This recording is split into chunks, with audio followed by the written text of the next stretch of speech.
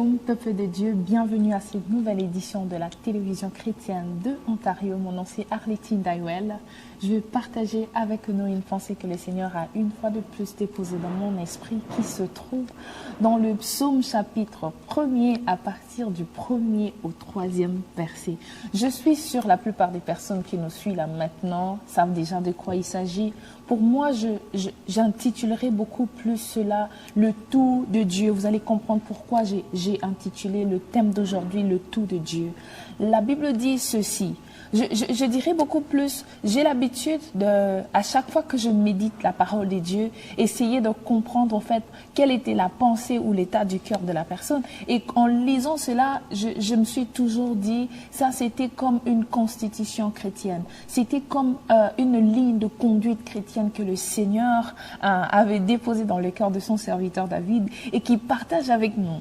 Il commence en disant ceci. Il dit, heureux l'homme qui ne marche pas selon les conseils des méchants, qui ne s'arrête pas sur la voie des pécheurs et qui ne s'assit pas en compagnie de moqueurs. Mais j'aime beaucoup le verset qui va suivre. Il dit, mais qui trouve son plaisir dans la loi de l'Éternel et qui la médite jour et nuit. Retenez bien ce mot méditer, jour et nuit. Et le 3e verset, il dit ceci, il est comme un arbre planté près d'un courant d'eau qui donne son fruit en sa saison et dont le feuillage ne flétrit point, tout ce qu'il fait lui réussit. D'où nous vient le terme d'aujourd'hui, le tout de Dieu. Qu'est-ce que je veux dire par là? Quand j'ai dit tout à l'heure, c'est une ligne de conduite.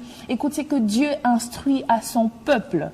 Il dit, heureux l'homme qui ne marche pas en compagnie de méchants, mais qui n'écoute pas les conseils des méchants, mais qui s'arrête pas sur la voie des pécheurs, mais qui ne s'assoit pas en compagnie de moqueurs. Ça, c'est ce que Dieu, l'attitude, la ligne de conduite qu'il nous donne, nous qui avons accepté ce Seigneur Jésus-Christ comme notre Seigneur et notre Sauveur.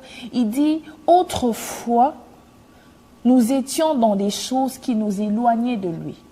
Mais lorsque nous venons à lui, c'est-à-dire nous ne sommes plus conformes à ceux de ce siècle, mais nous ressemblons à ceux qui viennent d'en haut. Et il dit, ces personnes, il y a une condition où, comment je dirais, c'est un état d'esprit, c'est une autre personnalité, beaucoup plus un caractère des dieux qu'ils acquièrent. Mais il dit, pourquoi je disais, retenons le chapitre 2, le verset 2, là où il parle de méditer. Alors il dit comment ne pas rester avec ses moqueurs, comment ne pas se conformer, comment ne pas rester dans les vieilles habitudes. Il dit pour cela, qu'est-ce que nous devons faire? Il dit nous devons toujours trouver notre joie en l'Éternel. Dieu, il fait de lui ce parapluie de notre vie. Il devient ce numéro 1 de notre vie. Il devient notre instructeur. Mais il dit, pour être bien instruit, il a dit, il est celui, ces personnes-là, ils méditent. Méditer ici, je vais vite quitter ce mot hébreu daga, qui veut seulement dire soupirer. Ça part d'un sens de méditer. Ça part du fait de parler. Ça part du fait de prononcer. Prononcer quoi? Prononcer la parole de Dieu. Parce que la parole de Dieu nous donne le pouvoir sur toute chose.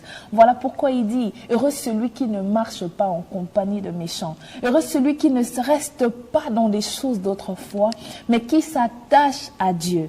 Celui qui s'attache à Dieu prend les attributs de Dieu. Celui qui s'attache à Dieu prend le caractère de Dieu. Comment prendre ce caractère? Le caractère de Dieu se trouve dans ce qu'il a dit, qui est sa parole, d'où il nous est important de toujours prononcer la parole de Dieu. Il nous est important de toujours méditer la parole de Dieu.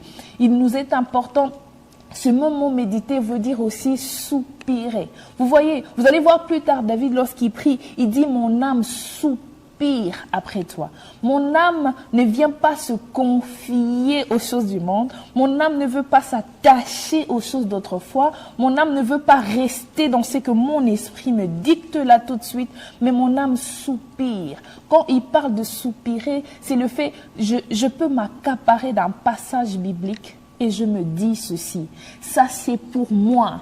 Comme David, la Bible dit dans le psaume 23, il prie, il dit l'Éternel est mon berger. C'est-à-dire, je prends ce passage pour dire les choses qui me tracassent aujourd'hui n'ont pas le même pouvoir. Parce que moi, je médite la parole de Dieu, je sais qui il est. Quand tu regardes aux circonstances de ta vie, tu viens rappeler, je sais qui il est pour moi. Donc, il nous est important de nous encourager en tant que frères et sœurs.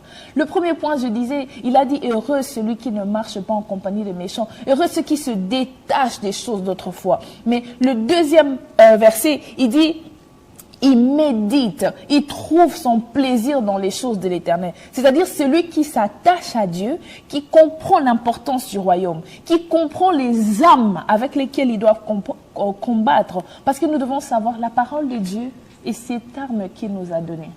Face à la maladie, je dirais, c'est par nos meurtrissures que nous sommes guéris. Lorsque les choses me dépassent, alors que je sais qu'il y a plusieurs promesses de Dieu, il y a plusieurs paroles de Dieu que j'ai retenues. J'aime beaucoup David. David a dit beaucoup de choses. Il a dit, je ne veux pas regarder aux choses autour de moi. Mais il a dit, quand je pense aux promesses de Dieu dans ma vie, cela me donne la vie. La vie de Dieu se trouve dans sa parole. La vie de Dieu se trouve dans ce qu'il a dit.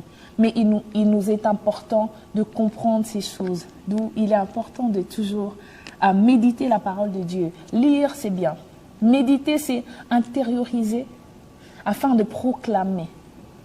C'est-à-dire, je quitte le niveau de ce que je sais. Je vais au niveau de donner la vie à ces choses. Je veux nous encourager, nous, enfants de Dieu, de comprendre.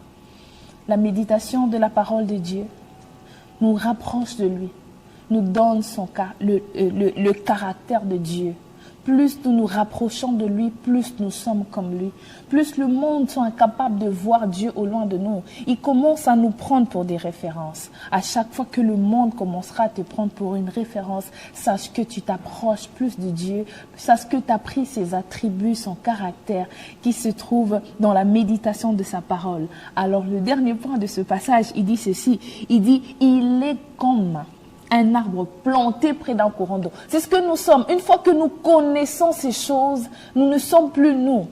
Nous sommes plantés en lui. J'aimerais interpréter ce dernier passage. Il dit, ils sont comme un arbre planté. C'est-à-dire, je suis caché en lui. Je ne suis plus exposé ni à la malédiction de la famille, ni aux lois qui me retenaient, ni à la malédiction, ni à la jalousie, mais je viens être caché en lui. Il devient ma couverture. J'aime beaucoup la fin de ce verset. La Bible dit, tout ce qu'il fait lui réussit. Quand tu es planté en Dieu, tu crois en lui, c'est-à-dire que tu ne dépends plus de toi. C'est lui maintenant qui a le contrôle de ta vie. C'est pourquoi la Bible dit, une fois que tu arrives à accéder à ces 3 dimensions avec Dieu, tout ce que tu feras te réussira. Parce que ta vie ne dépendra plus de toi, mais de lui. Alors aujourd'hui, une fois de plus, je viens nous encourager. Attachons-nous à Dieu. Restons cachés en lui et tout ce que nous ferons sera toujours des résultats qui fera voir au monde. Ça, ce ne sont pas les mains des hommes. Ça, ce sont les mains de Dieu qui nous donnent tout. Alors, je nous dis merci de nous avoir suivis une fois de plus dans la télévision chrétienne de l'Ontario. Que Dieu vous bénisse partout. Shalom.